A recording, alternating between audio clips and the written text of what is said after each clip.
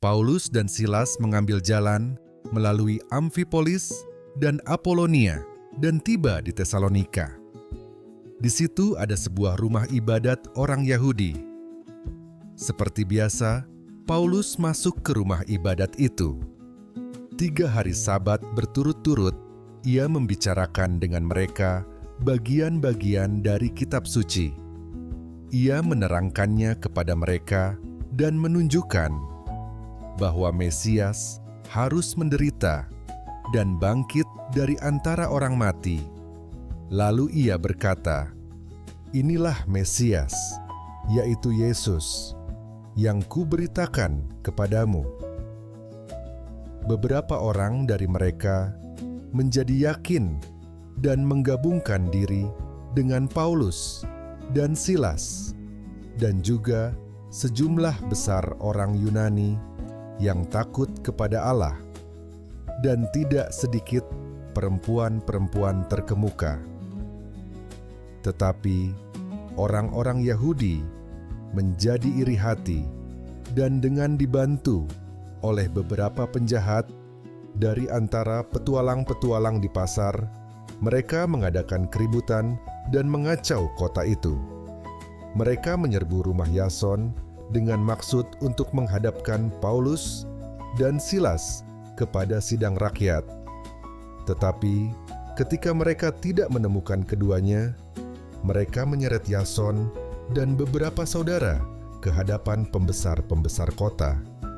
Sambil berteriak, katanya, "Orang-orang yang mengacaukan seluruh dunia telah datang juga kemari." Dan Yason menerima mereka menumpang di rumahnya. Mereka semua bertindak melawan ketetapan Kaisar dengan mengatakan bahwa ada seorang raja lain, yaitu Yesus. Ketika orang banyak dan pembesar-pembesar kota mendengar semuanya itu, mereka menjadi gelisah. Tetapi setelah mereka mendapat jaminan dari Yason dan dari saudara-saudara lain, mereka pun dilepaskan. Tetapi pada malam itu juga, segera saudara-saudara di situ menyuruh Paulus dan Silas berangkat ke Berea. Setibanya di situ, pergilah mereka ke rumah ibadat orang Yahudi. Orang-orang Yahudi di kota itu lebih baik hatinya daripada orang-orang Yahudi di Tesalonika, karena mereka menerima firman itu dengan segala kerelaan hati, dan setiap hari mereka menyelidiki kitab suci untuk mengetahui apakah semuanya itu benar demikian. Banyak di antara mereka yang menjadi percaya. Juga tidak sedikit di antara perempuan-perempuan terkemuka dan laki-laki Yunani. Tetapi ketika orang-orang Yahudi dari Tesalonika tahu bahwa juga di Berea telah diberitakan firman Allah oleh Paulus, datang jugalah mereka ke sana menghasut dan menggelisahkan hati orang banyak. Tetapi saudara-saudara menyuruh Paulus segera berangkat menuju ke pantai laut. Tetapi Silas dan Timotius masih tinggal di Berea. Orang-orang yang mengiringi Paulus menemaninya sampai di Athena, lalu kembali dengan pesan kepada Silas dan Timotius supaya mereka selekas mungkin datang kepadanya. Sementara Paulus menantikan mereka di Athena, sangat sedih hatinya karena ia melihat bahwa kota itu penuh dengan patung-patung berhala.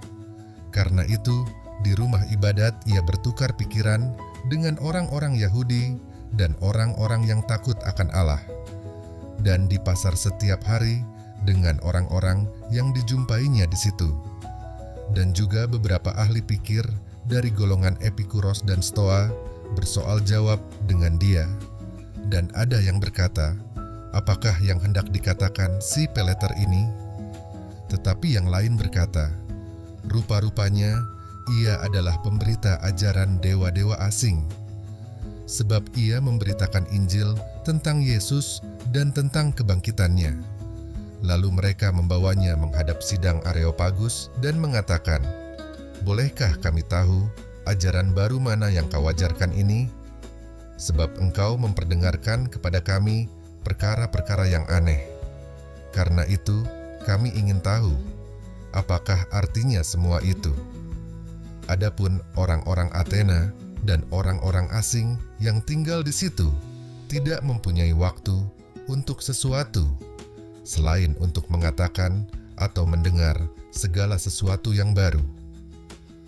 Paulus pergi berdiri di atas Areopagus dan berkata, "Hai orang-orang Athena, aku lihat bahwa dalam segala hal kamu sangat beribadah kepada dewa-dewa. Sebab ketika aku berjalan-jalan di kotamu dan melihat-lihat barang-barang pujaanmu, aku menjumpai juga sebuah mezbah dengan tulisan, kepada Allah yang tidak dikenal. Apa yang kamu sembah tanpa mengenalnya, itulah yang kuberitakan kepada kamu. Allah yang telah menjadikan bumi dan segala isinya, Ia yang adalah Tuhan atas langit dan bumi, tidak diam dalam kuil-kuil buatan tangan manusia, dan juga tidak dilayani oleh tangan manusia, seolah-olah Ia kekurangan apa-apa, karena Dialah yang memberikan hidup dan nafas dan segala sesuatu kepada semua orang. Dari satu orang saja, Ia telah menjadikan semua bangsa dan umat manusia untuk mendiami seluruh muka bumi, dan Ia telah menentukan musim-musim bagi mereka dan batas-batas kediaman mereka, supaya mereka mencari Dia dan mudah-mudahan menjamah dan menemukan Dia, walaupun Ia tidak jauh dari kita masing-masing. Sebab di dalam Dia kita hidup, kita bergerak, kita ada, seperti yang telah juga dikatakan oleh pujangga-pujanggamu, sebab kita ini dari keturunan Allah juga.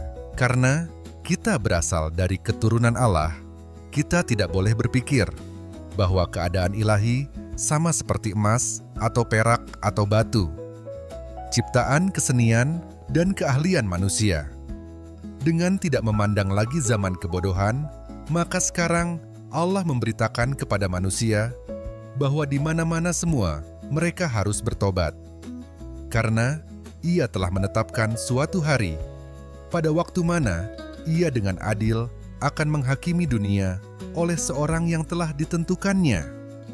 Sesudah Ia memberikan kepada semua orang suatu bukti tentang hal itu dengan membangkitkan Dia dari antara orang mati.